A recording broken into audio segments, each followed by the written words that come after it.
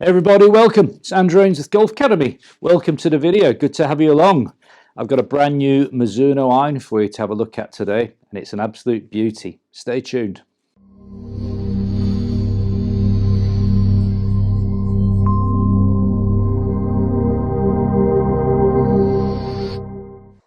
So everybody, it's an exciting one, this one. Mizuno Pro 241 iron has just come out very recently. There's two other models. We'll talk about those another day. We'll focus on this one today. The 241 is a muscle back blade. It's the smallest blade apparently that Mizuno ever produced, which is beautiful but quite scary when you look at it from above. So we're going to have a little chat about it as always first, discuss it, tell you the pros and the cons, and then we'll hit a few balls a little bit later on. If you're not interested in the tech or anything like that, just advance the video on sort of 4 or 5 minutes. You could probably save yourself from all my babble, and then you can just watch the juicy bits of hitting it. So 241 replaces the 221. And for all intents and purposes, this is a blade stroke muscle back. Let's talk about the debate that we always have with a club like this, should we say. What sort of golfer would benefit from using this club? Well, I think it's fair to say, and I know there are people who watch this video who will disagree with me, but that's fine. It's all right to disagree, isn't it? This club definitely would suit good ball strikers.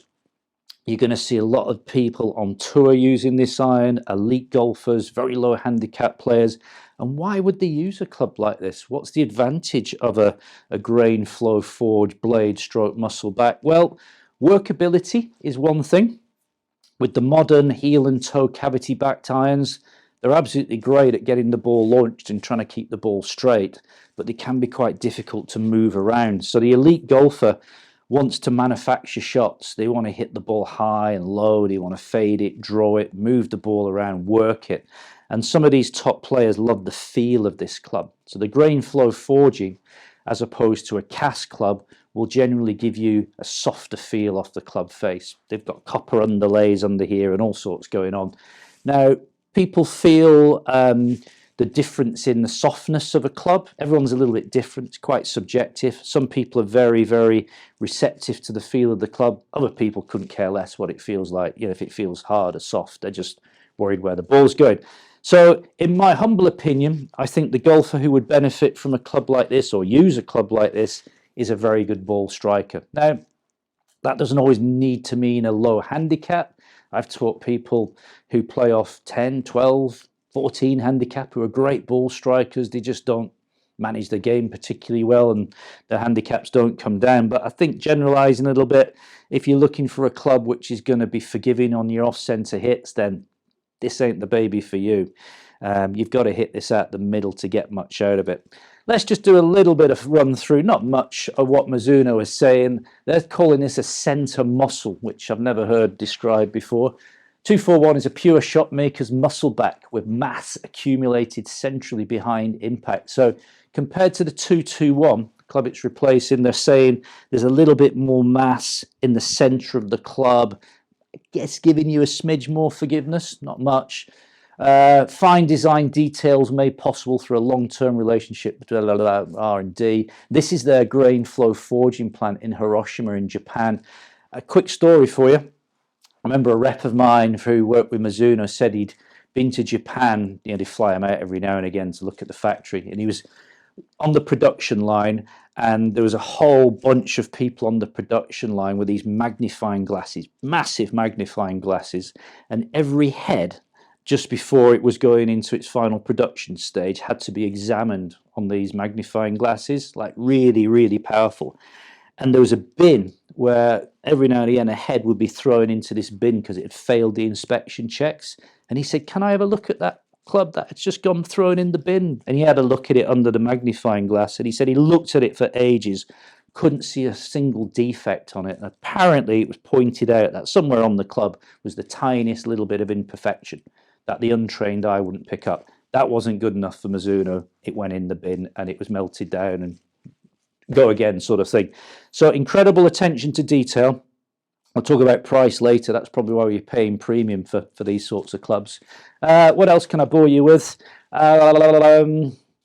Yeah, yeah, we talked about that. Let's just nip down and have a little look at the specs. This is quite interesting. More compact short irons, distinct shortening of the blade length in the shorter irons was a direct request from the majority of Mizuno's tour players. Full satin brush finish, which we've seen for a little while on lots of clubs. And as we drop down into the specs, this is where things change when you get into the muscle back bladed irons, the lofts. Bear in mind, it's not unusual for a loft of a 7-iron these days on a cavity backed iron to be somewhere around 27 degrees, 28, 29's almost become the norm. 7-iron loft, 34 degrees. So true, honest players' lofts, we'll call these, giving a pitching wedge 46 degrees, which makes gapping clubs a lot easier. These days we're getting pitching wedges coming in at 41 degrees, which means you need, which is basically a 9-iron, isn't it? Let's not be fooled here. Means you need to have two gap wedges, like a 45 and a 50, to bridge that gap. Stupid, crazy, don't know why the manufacturers are pursuing this continual quest for stronger and stronger lofts. It's nonsense. Don't get me going on that. 3-iron available. Now that would be scary. The 3-iron, I'd imagine, would look like something you're going to butter your toast with in the morning. That thin. I don't think I could get a 3-iron airborne. I'm struggling to get this 7-iron airborne, to be honest. Loads of different shafts, as you'd expect from Mizuno. How many shafts have we got on offer this year? Just the 23. I'll have a quick run through. Aerotech, steel fiber, loads of KBSs in there, all the flexes, just mind-blowing. Nippons in here, NS Pros, NS Pro Modus. I guess we've got some loads of those. Good old dynamic gold, never goes away, does it? 120 steels. Oh, that's a new one. The dynamic gold mid. I haven't seen that one before. Or a dynamic gold mid 115. Okay, that's all new. Good old dynamic gold. Been around, old as the hills. How many grip options have we got this year? 26 grip options.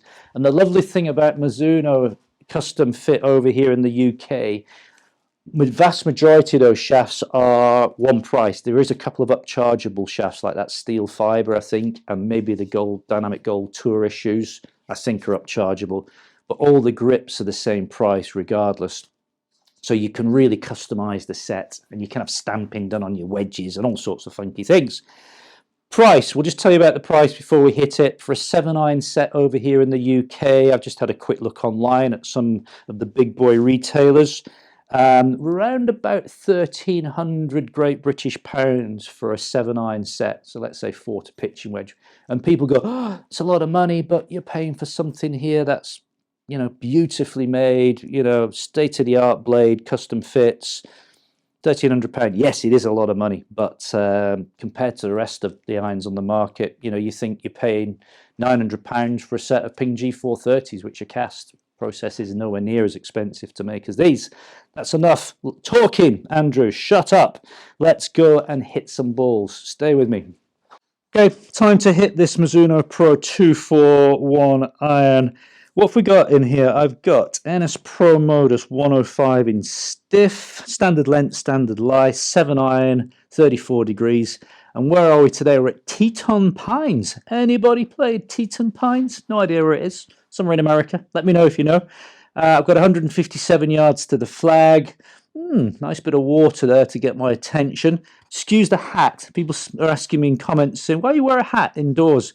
I need somewhere to clip this mic, this Rode wireless mic. And if I put it on here, as I make the golf swing, it all rustles and creates horrible sounds. So I don't really like wearing a hat, but it's somewhere to clip this mic so it's out of the way. So, and it's also a bit of shameless advertising for my golf academy. There you go. There's another reason to wear it. Okay, so what are we hitting today? I've got Mizuno Pro RB5 something or other golf balls, which I can't read because I should have my glasses on. But they're basically a mid-range ball, 566 I think they're called. They're not super high spinning like Pro V1s. They're sort of somewhere in the middle. Because my son went to play golf the other day and said, Dad, have you got any golf balls? I said, yeah, there you go. He said, can I have some of those Pro V1s? I said, yeah, there you go. Gave him half a dozen Pro V1s. or maybe 8 Pro V1s, and he lost them all. So that was the end of that. He's getting late balls next time. Right, let's hit a few shots here. Looks from above before we hit it. Have an overhead shot of this. Absolutely classical Mizuno shape, thin top edge, beautifully sculpted. Not a lot of it, as you can see, when it's behind the ball. You know, when the club's framed behind the ball, this certainly gets your attention. Minimal offset on it, so just classic. Let's hit some. Could go left, that one. Yep. A little bit of a pull to start with. The feel off this club, and over the years sometimes I've said I can't feel that much of a difference between a forged and a cast club. This one is soft, and I'm not going to say the word buttery. Well, I just did say it, but I'm not saying it again, because people will start doing the drinking game if I keep saying the B word. Okay, let's see if we can find the green this time. Yep, a little bit of a push out to the right. Decent strike. Now, these being 34 degrees of loft, I am not expecting a great deal of distance out of these. Let's have a look at the numbers. 82 miles an hour club speed. We'll push that a little bit higher in a minute, giving us a 105 ball speed. Launching at 22 degrees. It's quite high for me, being a low ball hitter. Spinning at 5.5. That spin will go up a little bit as I start to strike it a little bit better. Carry distance of 146 yards carry. Let's push the club speed a little bit. Let's see if we can push it into sort of mid-80s.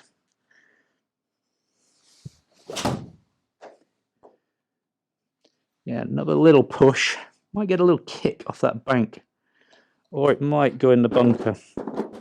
Okay, ignoring the fact that, again, I pushed that.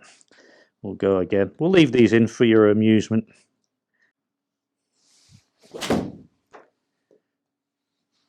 Okay, slightly better strike on that one. Again, a little bit pulley. Haven't quite managed to knock the flag out yet, but we'll take that one. 85 miles an hour club speed, a 108 ball speed. Just spinning at 6,000, just under. And again, carry distance of 149. What you get with clubs like these is real consistency of yardages. You don't get that sort of little flyer shot that you sometimes get off cast clubs. And I guess this is why good players want to use the forged clubs. That was a little bit better for the flag. Get the height on that. That's really high for me. Come on. Oh, well, that would have got a kick back off the bank. They do feel fantastic. They really do. There's such a soft, beautiful feel off it.